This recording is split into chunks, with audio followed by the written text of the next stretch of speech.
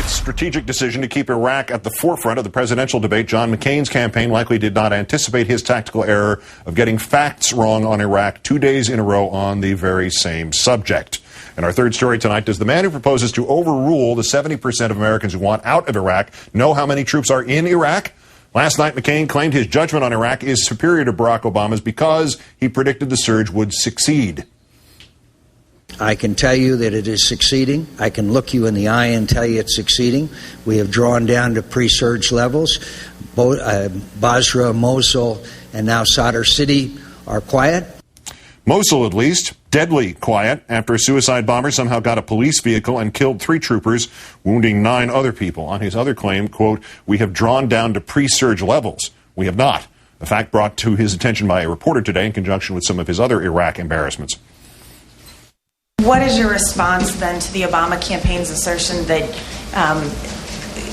comments like that, as well as the comment about Sunni and Shia and walking through the Baghdad market, bring into question, sir, your judgment on the issue of Iraq? Let me just say again, we have drawn down. 3 of the 5 brigades are home. The Marines, the additional Marines, are home. By the end of July, they will have been back.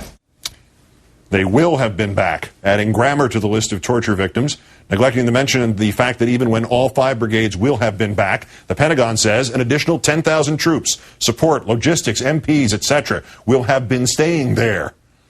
McCain supporter Senator John Kyle today called criticism nitpicking, saying, take the worst possibility here, which is Senator McCain misspoke. So what? Tonight, Obama tried to answer Kyle's Cheney-esque dumb question.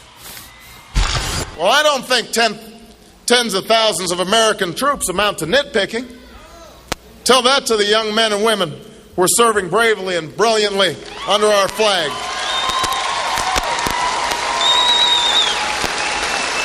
Tell that to the families who've seen their loved ones fight tour after tour after tour of duty in a war that should have never been authorized and should have never been waged. It's time to have a debate on this war that is based on the truth. We're joined now by MSNBC political analyst Rachel Maddow, whose own program airs weeknights also on Air America Radio. Good evening, Rachel. Hi, Keith. So what? So I guess those guided tours of Iraq didn't come with flashcards or fact sheets that he got to take home. Senator McCain is in the middle of repeated political attacks on Senator Obama, saying that Obama cannot possibly understand Iraq well enough to be president, because he has not been to Iraq enough, the way that John McCain has. The whole point of that criticism is the implied case that McCain does know what he's talking about Iraq. And he keeps disproving that every day. Also, going there and doing it and walking around would be nice if you walked the entire country and could have said, I've been everywhere, rather than, say, a 1 square mile area heavily protected by aircraft and machine guns. Yeah. But it is a lot of misspeaking on his area of expertise, because it's check me if I'm wrong on this, it was the economy that he didn't really understand, right? Right. This is supposed to be his strong suit. He is running to be the war president. He's running to be the national security, I have good judgment about Iraq president. That is really the basic case, what it boils down to for him.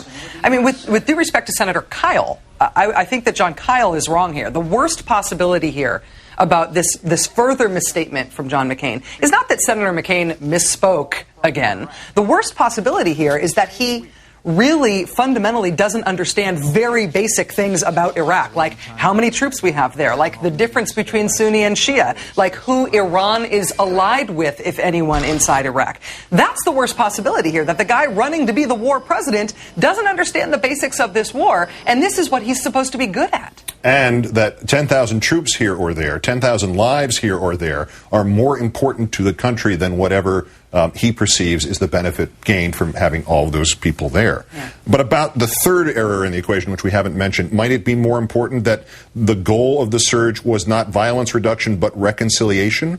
When President Bush announced the surge in January of last year, What he said was that we need to reduce violence in Baghdad specifically in order to give the Iraqi government breathing room so that there can be political reconciliation, so that not only the Iraqi government can then rebuild its country, but that it can bring all the disparate elements of Iraq's warring factions together within the Iraqi polity. And, you know, John McCain says that Sadr City is quiet, but in Sadr City today, they burned the prime minister in effigy, in addition to a U.S. flag. I mean, the largest Sunni political group in Iraq is not only still boycotting participating in the government, but they actually called off their talks about ending their boycott. Political reconciliation is the point of the surge. Political reconciliation is not happening. You can still decide to call it victory if you want, but only if you decide also that the word victory is meaningless here. In the same breath today, McCain backpedaled on his own judgment. He used General Petraeus in some ads, some political ads, after the entire military said don't use military officers in any way, shape, or form in the campaign, and he backed off. And so there's like these bursts of common sense coming through. What is happening here? He keeps making mistakes. He keeps making big mistakes. Yeah. And sometimes he decides to run with them, and sometimes he decides to correct them. On Petraeus, he did the right thing and decided to correct it. But you do have to wonder about the impulse to use uniformed soldiers. I mean, granted, General Petraeus is a soldier and he's in uniform. Yeah. To use him in a fundraising pitch, you have to worry about that impulse. But obviously, McCain did the right thing by dialing that back. We have to wait to see whether he's going to also explain these repeated misstatements about the facts about Iraq. That would be the right thing to do, too. Yeah, by the way, but I think you could argue that Petraeus is a politician who happens to be a general, but we can go into that at another time. He's wearing the uniform, so that's what makes him out of bounds on this one. I know. But not out of bounds to go and sell a political platform to Congress last September. Rachel Maddow of Air America and MSNBC. Enjoy your day off. See you on Sunday, right? Yeah, I'll be here tomorrow, too. Enjoy your hour off. I will. Thanks.